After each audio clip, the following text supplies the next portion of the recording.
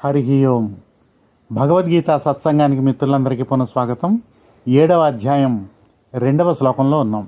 కృష్ణ పరమాత్మ చెప్తున్నారు అర్జునుల వారికి, జ్ఞానం తే అహం సవిజ్ఞానమిదం. సవిజ్ఞానం అంటే అనుభవపూర్వకమైనటువంటి జ్ఞానాన్ని నీకు బోధిస్తున్నాను. వక్ష్యామి అశేషత, ఇక శేషం లేకుండా కంప్లీట్గా చెప్తున్నాను. యత్తు జ్ఞాత్వా, అది తెలుసుకున్న తర్వాత ఇహ భూయో అన్యజ్ఞాతవ్యం అవశిష్యతే, మరలా దాని గురించి చెప్తున్నాను.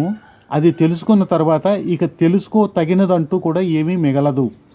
అటువంటి జ్ఞానాన్ని నేను నీకు ఉపదేశిస్తున్నాను అని కృష్ణ పరమాత్మ చెప్తున్నారు.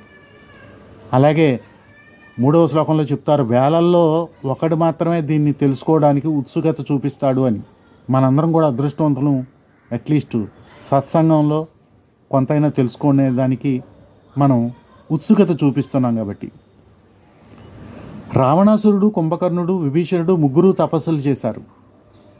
రావణాసురుడు, కుంభకర్ణుడు వారికి కావలసినవేవో కోరుకున్నారు మహాదేవుని. విభీషణుడు మాత్రం విష్ణు దర్శనాన్ని కోరుకున్నాడు.